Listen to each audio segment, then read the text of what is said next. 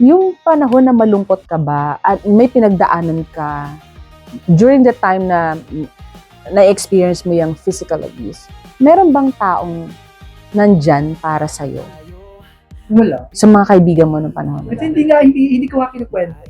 Hmm. Kasi yung character ko na nakilala nila, masayahin siya. Dahil ayaw mong kaawaan kanila? Siguro. Okay. Baka yun ang kailangan kong aminin sa sarili ko na masyado akong ayoko na pinakaawaan ako. Ayaw mo Sa ng drama? sitwasyon mula doon sa pagkakamali. Oh. Ano yung pinaka magandang mo, pwede mong ibahagi sa mga kaibigan natin na ano ba yung tamang formula para maging mabuting kaibigan ka sa isang tao? Siguro ang may bibigay ko lang, kapag nagbigay ka ng sarili mo, dapat protektahan mo ang isang pribado ng buhay. Kasi hindi lahat dapat nilalatag mo sa lamesa. May mga kwento ng buhay mo na dapat sa sarili. Siguro dahil ako, yung pinakamadilim na bahagi ng buhay ko, nakaalpas ako dahil sa sarili kong pagtanggap. Kahit wala akong kaibigan, wala yung pamilya ko dahil lahat, tinago ko nga, both side, no? Kaibigan at pamilya ko, naalpas ko. Kaya yun siguro ako. Yun ang karakter ko ng isang matapang na kahit durog na, ay inilaban pa rin ang sarili upang protektahan yung imahe ng isang masaya. So, pwede nyo na maging kaibigan sila. Pwede nyo na siyang isama sa listahan nyo na maging kaibigan. Pero ako personally, sobrang napamahal sa akin si Roy. Hindi, noong time na nag-start kami, doon pa lang sa interview ni, di ba, sa mga mapangahas na tanong, parang sa akin noong time na yun, akala ko nga wala nang makakilala sa akin sa live stream. Pero nung pumasok siya, sabi niya, Shane, ikaw ba yung ganyan. Alam mo, gusto ko pang i-deny nung time na yun. Parang ayoko na ma-recognize. Ayoko na ng limelight, parang ganon. Pero si Roy, nilagay niya pa yung title ng kanta ko doon sa sabi ng mga tao tuloy sa akin. Meron ka palang kanta na ganyan, Miss Shane. So, parang sa akin, nakakatuwa kasi meron kang kaibigan na sabi nga, di ba, importante talaga meron kang kaibigan na cheer you up. Na alam mong sa sarili mo na nanghihina ka, pero may mga kaibigan ka na magpapalakas sa'yo. So, until now ba, meron pa rin mga kaibigan mo na nakikita ka nila ngayon sa kwentong Pilipino na inaangat ka nila? Oo, meron. That's good. And may mga iba na nagpa-private message mo sobrang proud sila sa'yo. Proud kami sa'yo. Naging tahimik ka naging tahimik ang social media before. Bumabalik. Pero sabi ko nga, ibang imahe na siguro. Iba na ang masayahin pa rin, pero naiba na. Naiba na siya. I think lang to, parang season of your life. Di ba may ganun? Maari pa ring bumalik yung dati. Ako naman naniniwala ko na kahit saan, paikot-ikot man ako sa mundo, babalik lang ako doon sa kung ano si Roy. Okay. Doon sa taong nakasakit sa'yo, kung magkakaroon kayo ng chance na magkaroon ng communication, nandiyan sa tabi mo at makapag-usap kayo, ano yung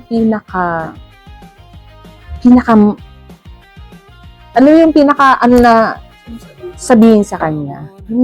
Isang word lang na gusto mong sabihin sa kanya na alam mong tatagos sa puso niya. Sana naging malinis ang konsensya mo. Sana hindi ka nahihirapan sa paglalakbay ng buhay mo na hinanap mo ano man ang sitwasyon mo. Dahil alam ko, ang dinulot mo sa akin ay ang isang malalim na sugat hanggang ngayon, ginagamot natin. Sana naging malinis yung konsensya mo habang naglalakbay. Sa lahat ng sitwasyon na nangyari sa'yo, nasaan ang Diyos? Nasaan ang Diyos sa pananaw mo? Alam mo, Miss Pacman, no? Dumating ako sa point na umiyak na nanalangin ako. Na, Panginoon, huwag mo akong hahayaan na humantong sa isang bagay na masama. No? Like, ikitilin mo yung buhay mo dahil sa bigat. No? Bigat na pinagdadaanan mo na sinusolo mo lang siyang dali.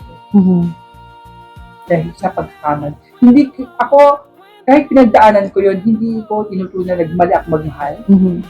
Siguro lang, naibigay ko lang yung pagmamahal sa taong hindi nararapat.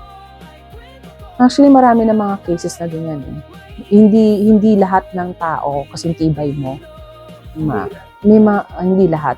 May mga taong wala na talaga silang option kundi yun.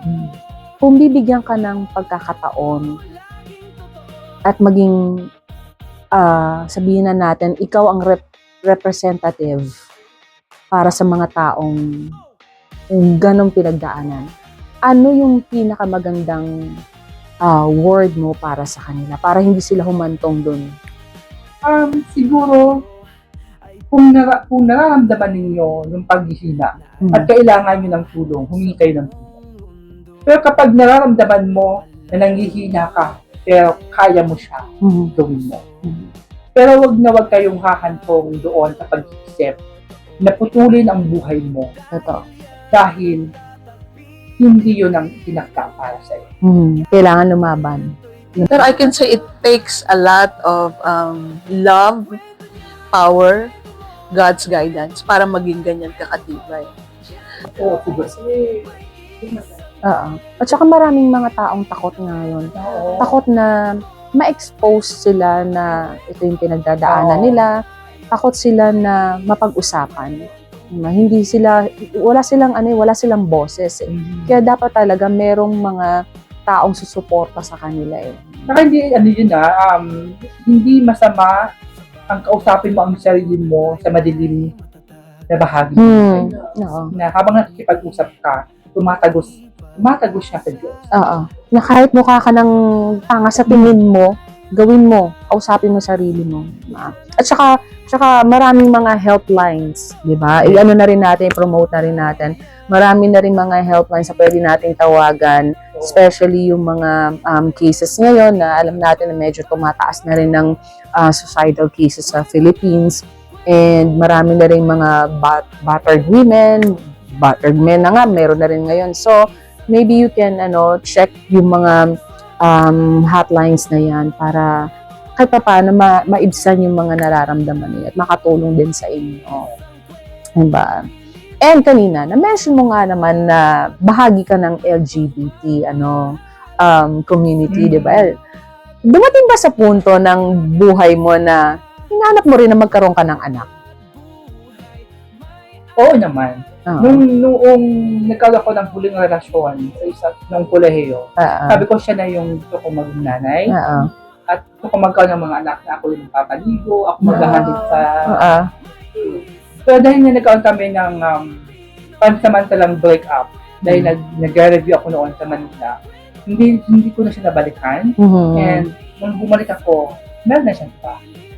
So from that moment doon, sabi ko, Lord, susubukan ko siyang bigyan ng mensahe na makipagkita sa akin. Kasi pag nakipagkita sa akin, mag-o-offer ako ng marriage. Pag umuo siya makipagkita. Pero natuloy pag hindi siya, ibig sabihin, hindi ako karapat-dapat magkaroon ng pamilya. So, tumagot siya na, ay hindi na kasi nasa relasyon. So, nahinto na yung pangarap ko na magkaroon ng anak. Nahinto na yung pangarap ko na magkaroon ng sariling pamilya. Nagsimula na yung paglalakbay ng isip at puso ko sa landas na meron ako ngayon. Okay. Hindi ka ba natatakot? Natatakot sa sarili mo na alam mong darating, syempre ito yung talagang nagiging realidad at nagiging fear din ng ibang mga nasa LGBT community, no, na pag tumanda. Wala bang sumasagi sa isip mo na paano ako pag tumanda ako? Lahat naman tayo natatakot mag-isa kapag matanda na tayo at walang nag-aasikaso sa atin. Pero alam mo, kapag tumatanda ka na, kapag naka-step na sa mind mo na kung ano ang magiging buhay mo, hindi ka matatakot. Totoo. At alam, yun nga kanina, di ba, sabi nga natin, meron kang circle of friends, di ba, na alam mong kahit ilan lang yan, 3 lang yan, kung nandyan pa kayo, magkakasama kayo, go! Sama-sama. Sama-sama tayo sa isang bahay.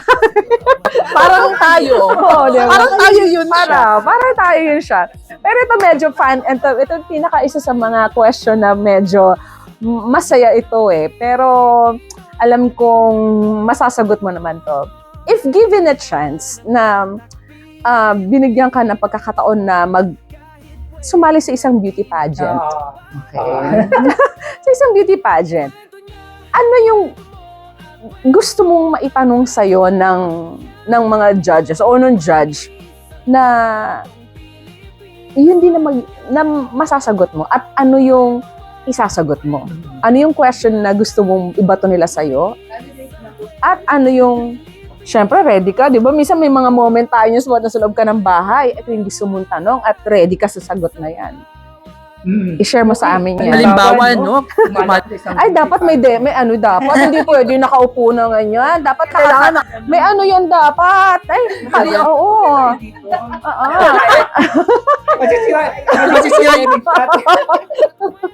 Kung may tanong, no? Kung may tanong na dapat malak isang so, ang tanong na gusto kong itanong sa akin, anong halaga mo sa mundo? At dapat sagutin mo yan. Oo. Diba, sa isang sagot, siguro, hindi magiging makulay ang mundo kapag wala.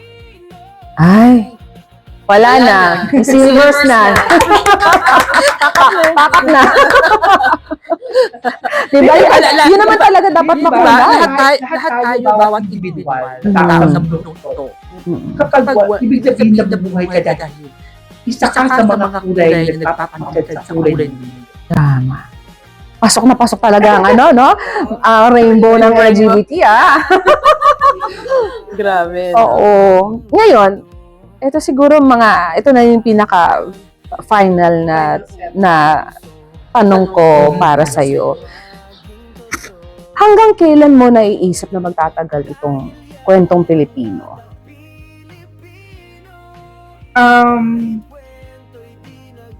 Hanggat marami pang taong naniniwala. Kasi alam mo, kapag ang isang programa o isang content, kapag hindi na siya pinaniniwalaan at nasuporta ng tao,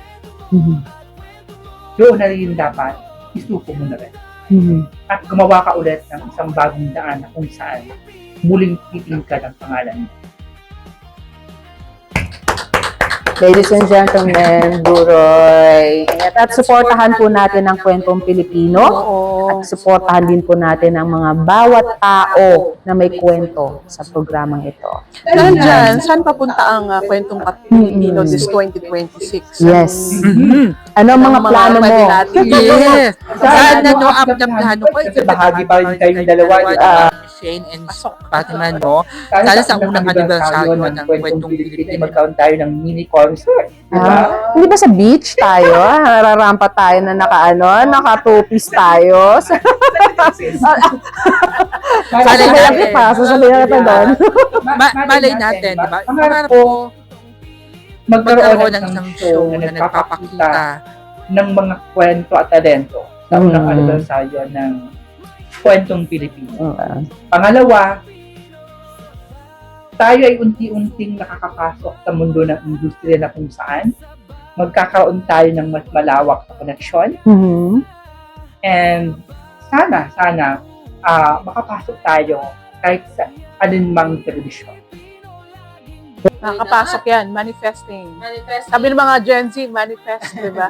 Pero I believe. Unahin na natin si ginagawa mo to, Oo. walang ibang pupunta. Miss Corina Sanchez. Walang ibang Calling. You're going on the right path, di ba? Oh, at who knows, di ba? Bigla ka na lang tawagin ni Tito Boy din. Ikaw pala ang tinatawag na kumo. Oo. So, malay mo. And wala naman kaming ibang wish para sa'yo, kundi na maging mas lalong maging successful itong mga pinaplano mo sa kwentong Pilipino. Alam ko na nagsimula to na talagang, alam mo yung iilan pa lang yung mga taong naniniwala sa'yo. Ang pwede lang namin ibahagi sa'yo, kundi samahan ka sa journey mo na to. Na simula noon hanggang ngayon, nandito kami pumapalakpak sa'yo. Thank you, Miss Shane. And thank you, Thank you sa episode na to. And alam mo naman, forever kitang mahal. Hindi pa tayo magkakilala, minahal na kita. Oo, salamat. And salamat sa pagbubukas sa akin. Maraming salamat sa pagbubukas sa akin sa isang mundo ng musika. Na kahit hindi man ako miyembro ng pag-awit, isang mga awit, ay napamahal tayo sa mundo ng musika. And nakakatulong tayo sa mga tao. May mga talento rin sa pagdating. Salamat. Maraming salamat po. And sana po nabigyan namin kayo ng kasiyahan. Alam namin marami pang gusto ninyong malaman kay Roy. Pero kami medyo nalilimitahan pa kami sa oras na to na gusto marami pa kami ikwento, kaya lang off cam na lang siguro. Pero bago magtapos ang lahat, ano ang awit ng buhay ng isang Blue Roy? Lagi mo kami tinatanong mo kami dyan, ha? Mangarap ka. Pwede mo bang awitin niya sa amin? Pwede, kasi yan ang ginagawa mo lagi sa amin. Awitin mo yan, hindi pwede. Ibibigay lang natin yan. Hindi pwede. Basta mangarap ka. Hanggat yung sabi nun. Ay, dapat kinakanta. Hindi pwede. Hindi pwede. Dapat kinakanta yan. Mangarap ka. Naging acting mo ng teleserye ni Lolo Pascual and Angelic Panganiban. Mangarap ka. Ayan. Sa kabila ng lahat, ano man ang pinagdadaanan, Yes. nakatago man tayo, nakalantad, mangarap ka. Amen. Blue, maraming salamat kasi tinatalakay mo ang mga buhay ng mga simple, ng mga taong nasa estado talaga, nasa statue, nasa posisyon, pinakamababa, everyone. So that's why I think this show will be really a success. So keep on doing it, and we're here, we love you, and minsan may mga aberya that, God knows. Okay. Thank you din. Oo, thank you. Sabi ko sa'yo, I will be forever thankful sa iyo dahil Huwag ka mag-alala, 10%. kasi binuksan mo ang isang talento na akala ko hindi na siya mabubuksan.